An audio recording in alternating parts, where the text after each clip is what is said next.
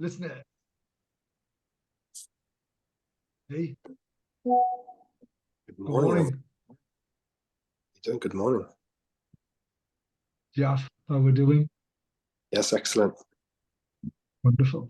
Let me hit some buttons and share some screens. I feel I do miss the music. Yeah, Is what I do. Anyway, that's as a bare minimum. Let's get this. Here we are. So, good morning, listeners and viewers. You're listening to Ammar and Jalf. live on our weekly radio show right here on Spice FM. And each week we'll try and bring you some views, news, and one or two clues from the business world. Asian Business Connections aims to connect, support, and promote the Asian and wider communities. And we'll be talking shop quite literally, not just corner shops. Whether you're looking to start a business, have an existing business, or you just want to talk business, we can help. We can, and we do. It's something that we do quite significantly. Anyway, gosh, Jeff, 7th of June. Crazy, isn't it? Half of the year's gone.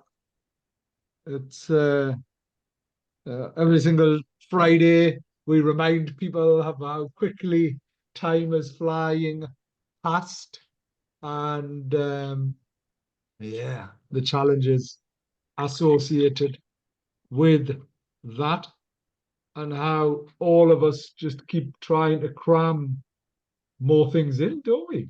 As in, do you not find that every single day you're pushed to the limit?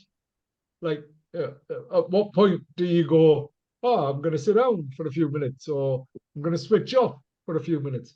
Well, that's the thing. I think, I find myself working as a constant, and if you're not working, you're mentally working, because always your mind's always thinking, and you have to make notes in case you forget or put it into your phone where in the notes section, so that you don't forget to address that issue the next day. And it is relentless, it's a constant, and I just feel that that's just how society is, and if we're not that way, then we're going to struggle with trying to keep your head above the parapet these days, because it's very, very challenging times.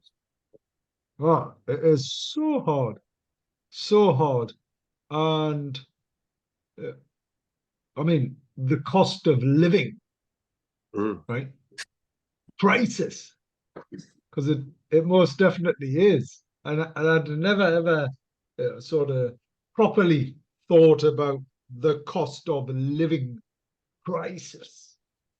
Who would have thought that you would have had a crisis associated with the living and the costs associated with you being able to live? But undoubtedly, the thing that's affecting so many people and businesses, I'm noticing a number of businesses now starting to contract and close. I mean, they have for a while, right? But some of the businesses that there was a few restaurants and things like that that I've seen recently, um, ones that were quite popular. The ones that you'd think, gosh, they must be doing all right because they're busy, or as I say, they're popular. I mean, it's just the costs. I think the costs of managing, maintaining a business is just unbelievable. And there's only certain restaurants that are actually charging what they really should be charging in terms of the cost.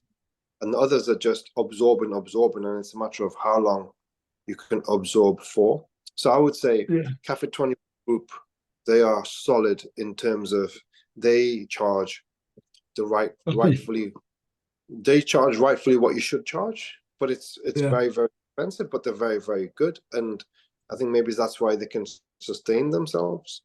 It's a great observation though, and it's a great point, Jeff. Yeah, yeah, and I think people are just worried of charging the prices they should, but like I said, there'll come a point where they will get themselves into trouble because the profit and loss sheet is going to just become so tight, and so yeah, it's going to be very, very challenging, very, very challenging. Yeah, so yeah, as in, and part of the other, I don't think it's just restaurants. I think every business needs to carry out a review of their business model and understand, is it, because vast majority will focus on the desirability. So do people come through the door? Do people buy their products and services? And then look at the feasibility. Can they deliver that service? But not very many businesses go back to revisit and keep a clear check on the viability, right? So the bottom line, can they sustain their business model? So people might want to buy something. People, they might be able to deliver it as a business, but are they making money? Mm, Yeah, I'm actually seeing more and more starting to get into debt.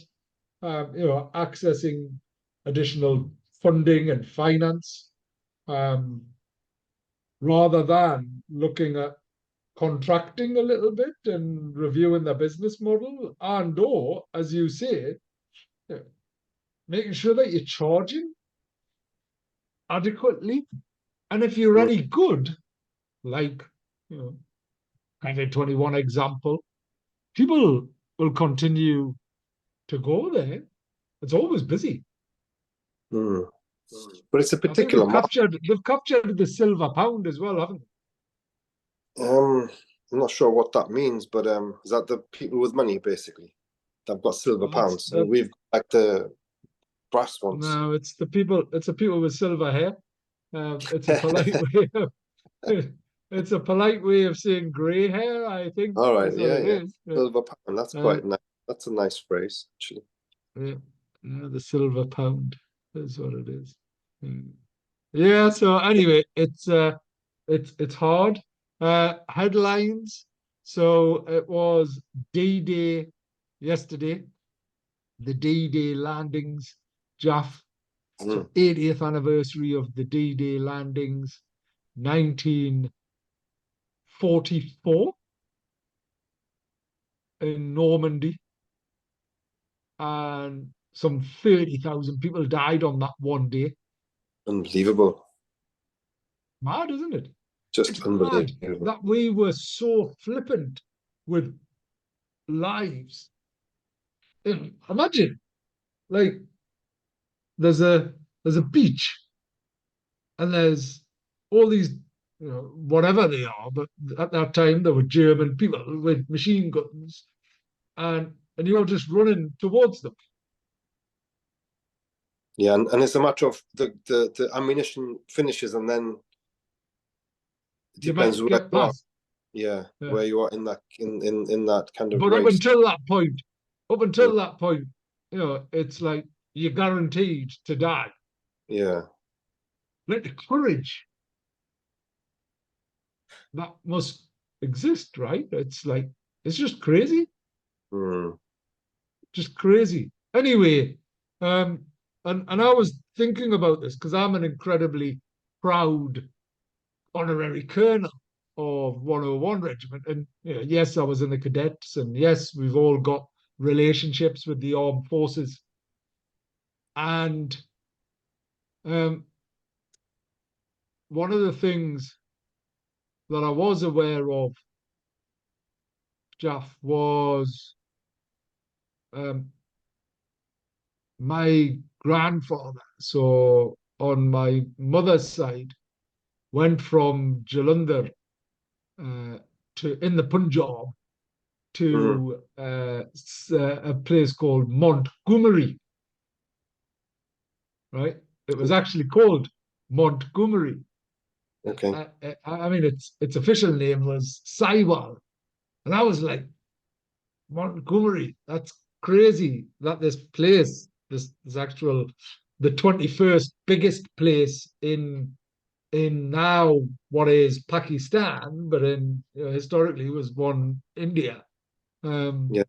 was named after Sir Robert Montgomery. And Sir Robert Montgomery was the grandfather of Field Marshal Montgomery, who led the campaign in 1944, and led them to victory. And it's just interesting that when you think about history and how many people from India then, but now Bangladesh, India, and Pakistan, Yeah. I think there was somewhere like 1.5 million people were sent to fight. Just crazy. Muslims, Hindus, Sikhs, at least 1.5 million um, people were sent from there to fight in the First and the Second World War on behalf of the British Army. Um, Yeah. so people might sit and picture a traditionally white soldier, but actually there were so many brown soldiers and different colored soldiers that gave their lives, that made that sacrifice. So yeah, I was just looking at and exploring the historical historical aspects of and the connections we all have. Jeff, there'll be no question of if you think about the Shah that you relate to, and the fight and the wars that existed, and you can trace that back, and the Mm. various forts and everything else, can't you? There'll be people in your family that would have featured in some war somewhere. Yeah. Yeah. I would have thought so. I'm not really privy to that information, but it would be great if we, I mean, unfortunately, when, now the technology is so unbelievable that everything is kind of registered. But if you imagine go back 100 years or so, um, Mm. to find that information, it's so difficult, but it would be so interesting to really understand. And as you said, I'm sure we'll know somebody who's been involved in some kind of a war within the family, and someone that's lost a life in the wild. I know that for a fact anyway, that there has been. So yeah, sadly, everyone is touched by war, and it's a very, very sad thing. Mm. Oh, it's an incredibly sad thing, but equally it leads to liberation. It used to, there was definitely, I think there was a point in time where war was a bit black and white. Now it's just grey everywhere, everything. It's like I just find it incredible where we find ourselves, and I believe unnecessarily. In those days, it was almost a case of unless you'd done something, you know, in those days people were trying to take over the world, and there might be some argument that that's exactly what's going on now, or on whatever sides and things like that. Anyway, yeah. So I was reflecting on that, and just curiously and interestingly, Jaff, Montgomery, a place in the Punjab, 180 kilometers outside of Lahore, um, is called Saiwal. And I remember my late mother packing my younger brother and me off to Saiwal and going for a period of time to a private school called St. Paul's in Saiwal. And my best friend at the time was the heir to Montgomery Sweets, one of the biggest sweet manufacturers, like Cadbury type size plant and everything else. It was amazing. Anyway, interesting, isn't it? And then that the person who was the governor of Punjab in 18 whatever it um, was the grandfather of Field Marshal Montgomery, who was the Viscount, and led on so many campaigns around this. It's interesting. Anyway, well, it is to me. And register the votes happening, Jeff. Yeah, I mean, What's your feeling about this? It feels like a horrific, horrible, divisive campaign. I'm just not interested in it. I mean, I know that it's a very, very big moment where potentially the next leader of the nation it's going to be voted in. But I just think the politics at the moment around the world is just so awful, and I don't think it makes a bit of difference who actually goes in, because as far as I'm concerned, I don't think around the world the one is as bad as the other. I mean, if you think about it generally, and this is not making any political statements, but if you think about Biden, would you trust Biden, Ammar, to go across the road to buy you a bag of loaf? I mean, he's not going to be able to. He's not going to be able to even go to a sweet shop and come out with some sweets. Never mind run the nation. I mean, yesterday he was at some obviously a D-Day event, and he wanted to sit down on a chair, and there wasn't a chair behind him to sit on. I mean, it's absolutely ridiculous. Why on earth do the Americans want to keep somebody in their 80s who's senile to be the next president or the most powerfulest man in the world? I don't get it. Can somebody sensible not actually tell him, hey, mate, it's time for you to retire. Just go and look after the grandkids. Leave the running of the world to somebody who's a younger man or woman who can really do who is ready to be the most powerful man in the world. I mean, even that, Ammar, that just makes you think, what on earth is going on? It's not like you're like an emperor as they used to have in the olden days, where you're effectively the face, maybe, and then you have your ministers running the country.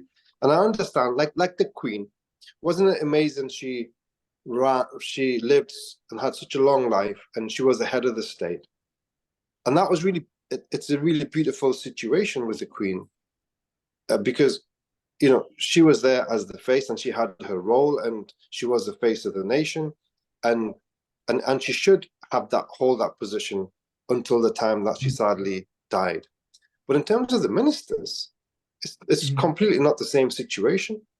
You got to vote them in because they're the best person to do the job, and that, just to me, that epitomizes what politics and society of our leaders, that's where it's at.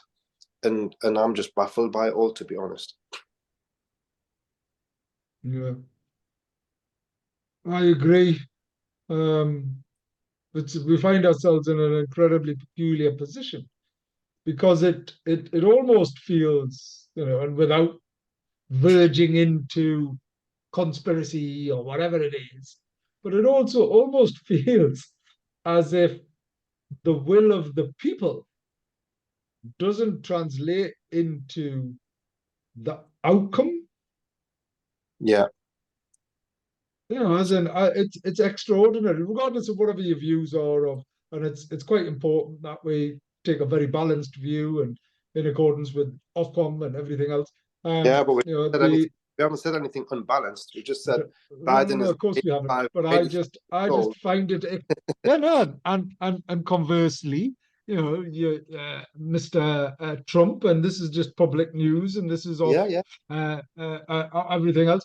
But regardless of whatever your views of Trump, the support for him is incredible. The Yeah. fact that he was able to raise tens of millions of pounds in the space of 24 hours for his campaign after being convicted, Yeah. right, just shows the sentiment of how frustrated people are with the status quo and the level of disengagement. I'll tell you what is slightly uh, concerning, or uh, I think, um, is the extreme right and far right views that now exist and are coming to the fore and finding a place where people historically would have been incredibly tolerant and interested in maintaining relationships and things like that. The whole migrant crisis, Jeff, Yeah. um, is uh, undoubtedly impacting and featuring high, and being twisted somewhat as well.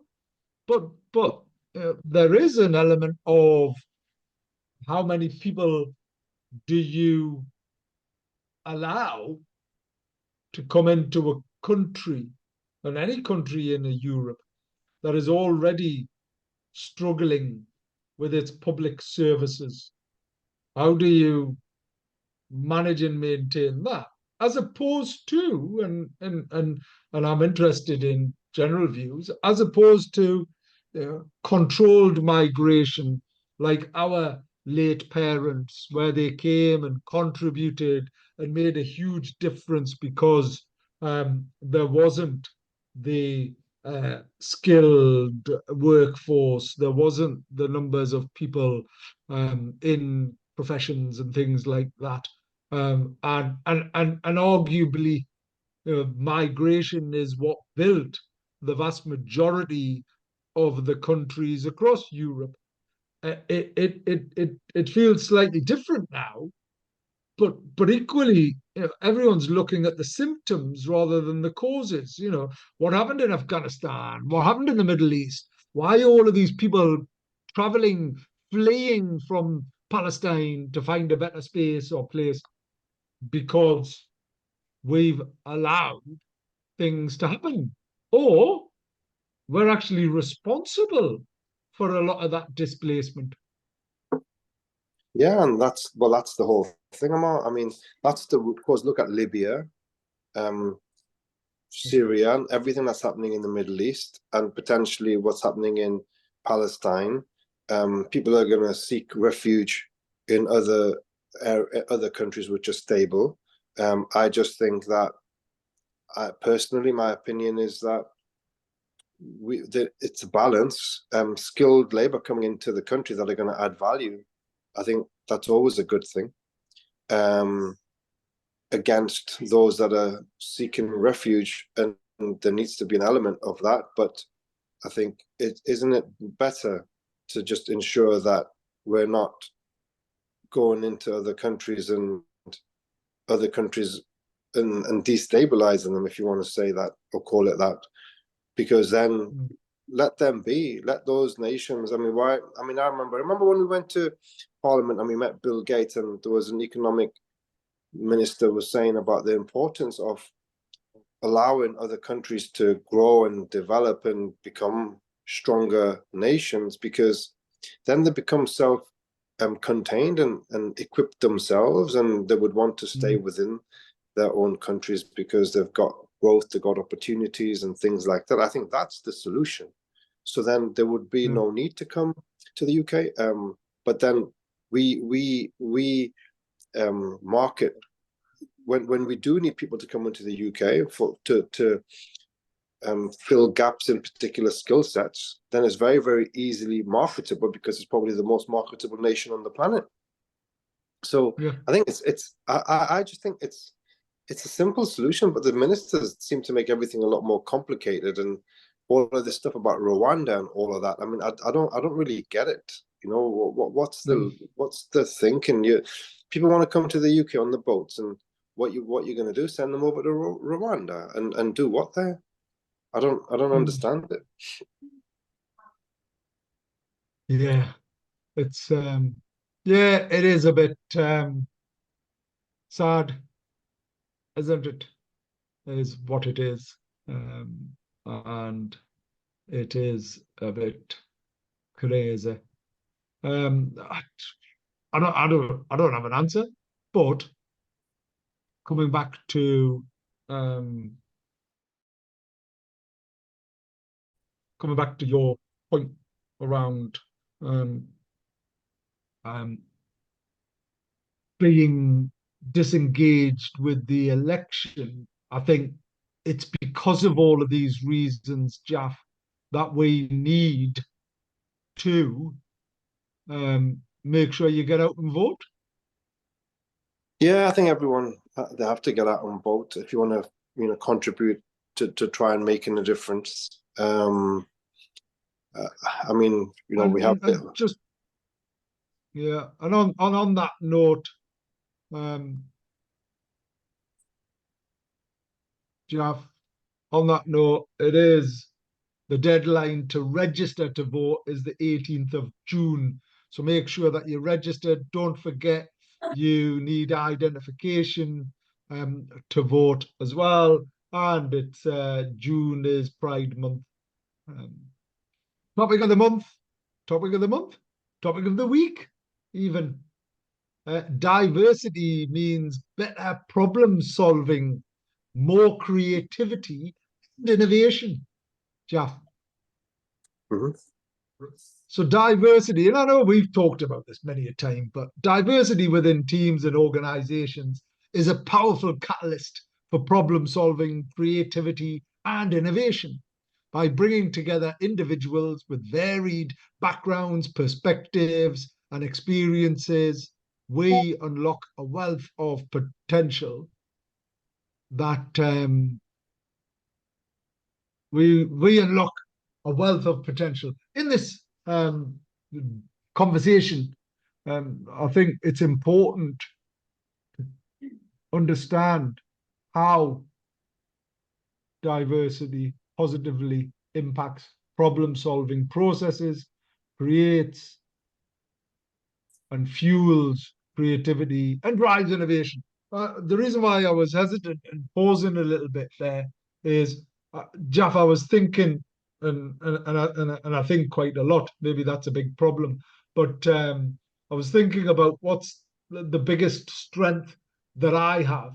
I was down in Clyde, a huge conference this week, and I was doing a talk, a private talk with Tracy Brabin, the mayor of Yorkshire, and um, and a guy called Jake Zim.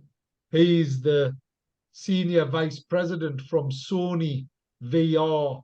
He'd flown in from California, and he was like a movie star, a really cool guy. And there was a group of young people, and Tracy was talking about her career. Jake talked about his career and shared some learning. And I was stood there and I'm thinking, what's the most important skill that you can share or encourage or develop in life? And it's problem solving, isn't it, Yeah, I think that's a Jeff? very good. Yeah, I think it's a very, very good. So so if there's one thing that you can develop, it's understanding what a problem is, understanding on making sure that the problem is the problem and it's not something that you think is a symptom. So you're dealing with the cause, and then going through a methodical process of evaluating all potential solutions and then choosing the right one. Now that, as I've said it, sounds a bit simple, but in reality, it is such a challenge, right? Because what's the first thing? Someone comes along, has a problem, you automatically go, right, here's the solution. Here's how you're going to fix it. Here's how you're going to, address it. In fact, here's the solution. And then people even look at, let's find a problem for that solution, is what tends to happen. So when you go and buy a system, when you go and buy a laptop, when you go and buy some software, when you go and buy a new thing, you go, well, I didn't really need that, but let's see how I can like need it now. Or, here's a new shiny oven. Here's a new whatever it is. As opposed to going, all right, I need to do this. I've got this issue. I've got this problem and I want to try and fix it. What's the best solution? All right, well, it might not be an oven, or it might not be a traditional oven. It could be a clay oven. It could be because I'm trying to create something different, or it might be a grill. I remember years ago, and it's really, it's off topic here, but it's slightly relevant. I remember Mum, buying, getting convinced to buy an electric cooker, and it was the worst thing, and it was such a big deal. It was like the end of the world as far Not as for that our was. I mean, gosh, I think I was about 8 or 9 or whatever it was, but I can yeah, still yeah, remember Mum like losing the plot, and she never lost the plot about something like that. And it was crazy. She's like, "How am I going to make my chapatis? How am I going to make my grilled cheese on toast on this stupid thing?" It was like she needed a flame to do that, and there was a yeah, yeah. difference anyway. And someone had sold her this, shiny electric. It's going to save you money. It's the best new thing. It's jizzy jazzy. Anyway, that's never ever ever happened again. Um, but I'm just using that as an example, right? But coming back to this topic, um, diversity. If I just had a room filled with Ammars or Jaffs, Jaff, you just had people filled exactly the same as you, where would you get your Mm. different views from? So, problem solving through diversity is huge. Cognitive cognitive diversity enhances problem solving. So different perspectives, diverse teams approach problems from different angles. This variety of viewpoints leads to more robust solutions. Avoiding groupthink, homogenous, so same people with same experiences, groups tend to fall into groupthink where consensus stifles creativity. Creativity flourishes in diverse environments. Jeff, you've got a wonderful team of different perspectives with different experiences. You bring them together, you share your ideas, and they all contribute to that. And innovation as a byproduct of diversity. So, inclusive product design. So, diverse teams create products that cater to a broader audience. Features and functionalities are more inclusive and relevant. One of the biggest challenges when they were making cars and seatbelts were they were made for tall white men. No one had thought about women or small people. So when the cars were built, they had like these seatbelts, and the women were getting in and going, "Oh well, it's going across my head." It was like, because a lot of the products and services that exist have been built by white men to suit them. So changing that, all of that brings such wonderful innovation opportunities. So anyway, the point around all of this is embracing diversity isn't just a moral imperative, it's a strategic advantage.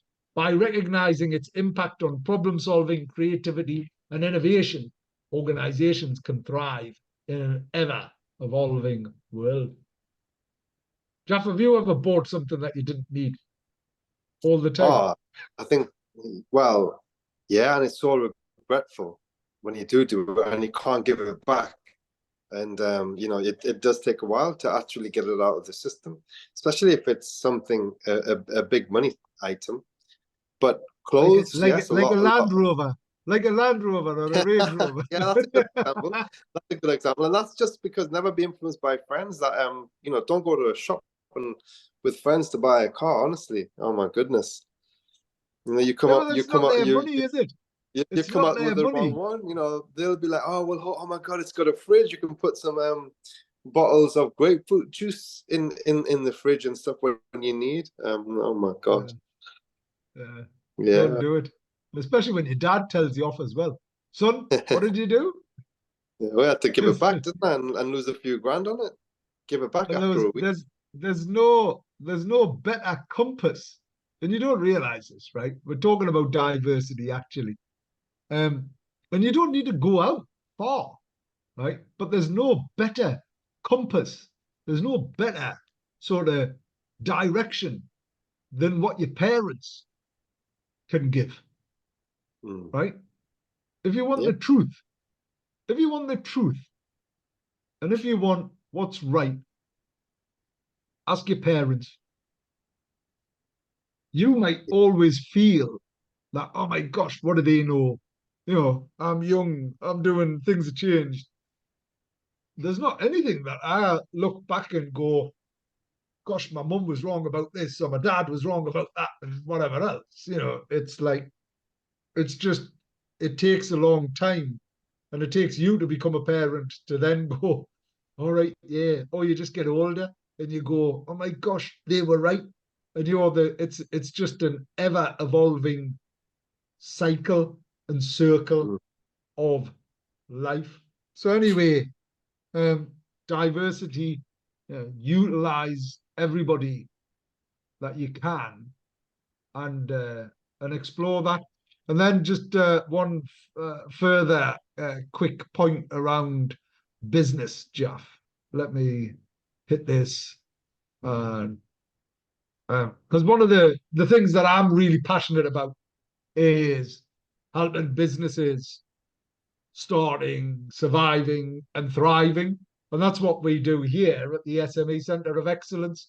We've helped 12,500 businesses start. So we've developed accelerator programs. These are programs that help you take your idea, convert it into a business plan, and help you execute that. And what's really, really interesting is because we're currently doing some work across the Northeast where we have some support available. But one of the things that people don't realize is they've got an idea, or they've got a passion, and the passion economy came to the fore during COVID, because all of a sudden, people were at home, they were like either cooking, they were like, I love cooking, I'm going to set this up, and having something that you're passionate about is amazing. That should be at the heart and the core of your business, because taking an idea and testing it is the most important thing. Don't just have an idea in a bubble. And the three things that you need to consider about your idea is if you set that up as a business, is it desirable? Is someone going to buy your product or service? Is it viable? Can you deliver it? Can you create it? Can you make it? Can you sell it? And is it viable? Are you able to make money from it? And the final point around it, especially given everything that's affecting us in the world and all of the constant shocks from inflation, from cost of living, from various different crises, to interest rates and everything else, is your business model adaptable? Can it change? Can you, take the impact of costs going up, or customers not coming in, or moving to digital? So they're the like four things you need to consider. But if you've got an idea, best thing to do is write it down, talk to different people about it, and then validate it. Start creating something small, testing it. We call it a minimum viable product. Running a business is so hard, but it's incredibly exciting and can bring huge return and value. But the most important thing is get the right advice at the right time. And that's why the SME Centre of Excellence offers that. And there's lots of support available through the SME Centre of Excellence that can help you start, survive, and thrive. Amazing. Jeff, what was your number one tip for someone who's got an idea and they want to set that up as a business? I think you have to, as you said, Ammar, you need to, because things progress very, very fast when you're coming up with, let's say, a concept. So you need to put the feelers out to amongst your trusted people to make sure that that concept has legs in the real world. You need to get some constructive criticism right at the very early stage, some sensible feedback. Who's going to tell you, oh, well, that's a rubbish idea? Because your mind, once you kind of lock it down in your head and you think, oh, this is brilliant, and you've got some kind of a verification on it, whether it be from your close friends, colleagues, and then you move to the next step. Then you move to the next step. But that if your first step is wrong, then you are really in trouble, because you've actually made a mistake and you've verified something which doesn't have legs, or it's not gonna work in the real world, but in your mind you verified it. Then that starts to propel, and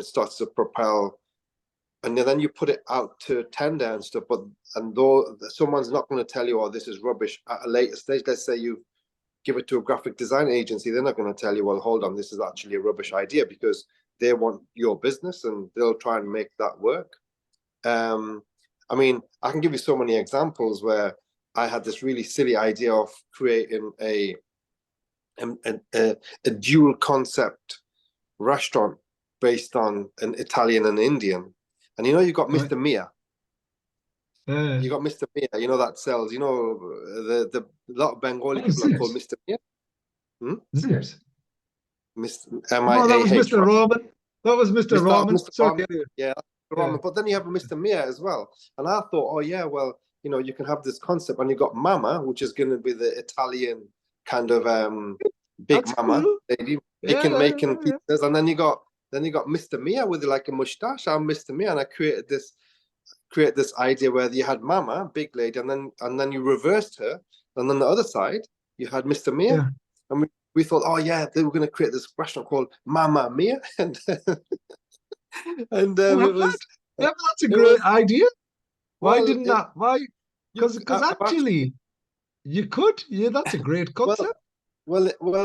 it, I'm just telling you that yes, and I got dead excited, and we got to the brand designers and the graphics created this image of a Mama and a Mia, and you flip it around. One side is Mama, the other side is Mia. Then you think of it in the real world, and would you have I mean, you have as a takeaway, you have Double Diner, the Mm, famous Indian yeah, takeaway in Fenham, and they're yeah, fantastic. They've done so well over so many years because you mm, can't have pizzas and you can have an Indian at the same time delivered to your door. But we just felt that in a real restaurant situation that you need to have really a yeah, focused concept of what your yeah, cuisine is, as opposed to have a bit of Indian and a bit of Italian. And for that reason, we moved away from it. Now, it wasn't until actually a mentor of mine, George, he said to me, that's just a really ridiculous idea. Why would you even think of yeah, that? And it needed yeah, someone like that to tell you as it is. So I think yeah, don't my point I'm trying to make is in the initial stages of concept development or conceptualization, have some real people around you who's going to really give you that good advice. And you should really, if you can, if those people around you are some kind of expert in the field, like I've yeah, often come to you and asked advice because I know that you're going to tell it to me as it is, and that advice is so valuable because it could be actually whether your business succeeds or fails, or whether you spend a whole load of money on doing something completely wrong that doesn't have legs in the real world. So I would say that that's what you should do. I mean, when we were looking at, for example, Kai Kai as a name, I spoke to yeah, our brand designers in London, and one of the ladies, Anna, she is like unbelievable conceptualize things. That's her strength. She is a yeah, brand conceptualizer. And we yeah, asked her, can you see a brand in this before we even begin to consider it as a name? And she said, absolutely. And that gave us the confidence that the brand expert is telling us that she can see a brand in this particular name. So then you then start to get the ball rolling, and then it builds legs, and then then you kind of work on it, and you think, oh yes, actually this is you know, something interesting can happen because experts have said that they can see something. So I guess that would be my advice. And before you spend the big yeah. money, get verification from some experts if possible. Give you a ring, I would say. Well, and it's not me necessarily. Obviously, I'm part of the team, but we've got so many experts, right, from each stage and phase of the business life cycle. So that's really, as you say, Jeff, getting the right advice at the right time is critical. And especially if you're at the early stage, because yeah, I mean, great examples. I mean, gosh, I've got like so many things that I've come up with and gone, hey, it's the best thing ever. And invested time, effort, Like energy. the You had Nanwich man, you had man, what? the Nanwich was going to take over the Well, world. the whole Nanwich was like the biggest thing ever, but it wasn't just Nanwich, was it? I had Jodisha, I'd actually I'd IP'd that, and everything else. It was like the logos. I got a van. I would like done some food on the quayside for the Olympics. It was like, oh yeah, it's gonna be. And actually, what do I know about food? Yeah. I mean, I'm a better cook than you. But anyway, Oh, yeah, running a absolutely. restaurant, running a I've never, restaurant, and I've never running the cooked. most successful, restaurants is your business. I could never ever profess to be that, but What I can do is take anybody through a process of evaluation and a business testing cycle. So it doesn't matter what sector, what idea you've got, the key core principles to starting and scaling a business remain the same, right? Yeah. Everyone thinks their problem's unique to them. Everyone thinks it's the first thing. Oh my gosh, I've come up with this, and it's no one's ever done it. I'm not going to tell anybody about it. I'm going to throw lots of money in. But don't forget, service providers, right? Professional service providers, they're going to charge you regardless. They're not interested in your bottom line, whether your business succeeds. You know, the vast majority, you're going to say, can you build me a website? Of course I can. It's going to cost you a couple of £1,000. Can you do some marketing? Of course I can. I can, it's going to cost. They're not, they're obviously, if they're nice and if they're good businesses, they might go, all right, well, here's using our expertise. What they won't do is say, have you validated your business model? Is someone going to buy your product or service? And that is the starting point. It's really important to get the basics right, right? Because hopefully when your business takes off and you might say, all right, well, I'm going to do it 9 till 5, or I'm going to open 6 till 11. What about the rest of the time? People don't realize the commitment that's required. But if you do and get the foundations right at the beginning, I mean, gosh, Jeff, how many times did you try something, tested it? Some of it's worked out, some of it didn't. It took like the average time to a successful business is about 10 years. The Mm. average time to actually, and I'm talking about the really successful. There's a whole range of businesses that I've been involved in, and I see that have gone, because they got the foundations right, they're making lots of money, year 1, 2, 3, 4, whatever it is. But the maturity level, the success, the most, whether it's Amazon's, whether it's Facebook's, whether it's the Googles, all of these stellar businesses took 10 years to get to a point where they would go, right, now we're doing something. Mm-hmm. I mean, the thing is, unfortunately, in the current climate, we don't have 10 years. We've got 10 minutes to make it work.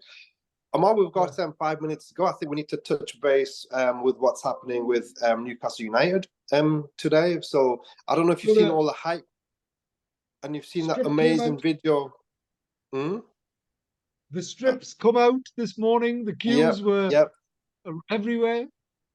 They're just unbelievable. I think did you see the video that Adidas put out yesterday? Oh, how amazing was that? I mean, they've just encapsulated everything about the Geordies, what the football club is about, the essence of it, the working class culture, the rawness of the north of England, and obviously the iconic figures such as Alan Shearer and all the rest of it. It was just unbelievable.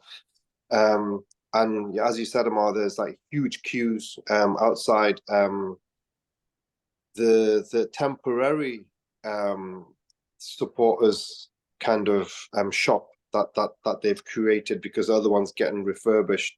So I think it's just a lot of excitement in the city. And actually, the reason why I've popped up this is inclusion by default, right? Now, years ago, Jaff, and we've had this conversation lots of times, but Newcastle United was this thing that happened there. Yes, people went, felt really uncomfortable. No one was really that welcoming, regardless of whatever shirt you were wearing. Now, it's such a wonderful place and space, right? It's vibrant. People are there from every color, from every space, every place. It's a religion, and it's got the best fan base in the world. You're right, bringing Adidas back in, the strategic decisions that are being made. I mean, Seller, they've got a big event on Saturday on the quayside as well. They're doing. I don't know if you've seen that. It's going to be incredible. Yeah, so there's a big display at 10 o'clock on Saturday. I'm actually toying with bringing the kids out, because I think it'll be wonderful. I think it's one of those things that you should get involved in. But generally, it's wonderful to see inclusion by default happening. And the next inclusion by default roundtable is on the 26th of June. It is being held at Talent Heads in Durham, and the topic is inclusive recruitment. And we're also hosting. So what I'm trying to do through this inclusion by default campaign is look at things that are already happening. Look at how organizations can connect. So we're in conversations with Newcastle United. We're also talking to the other clubs across the Northeast as well, to see how they can further enhance the relationships that they have to make sure that it's open for everyone. The other things that we're doing as armed forces, obviously, I've got my relationship, but I'm trying to encourage as many people to sign up to a voluntary pledge to become a armed forces covenant friendly. And what does that mean? It's a voluntary pledge.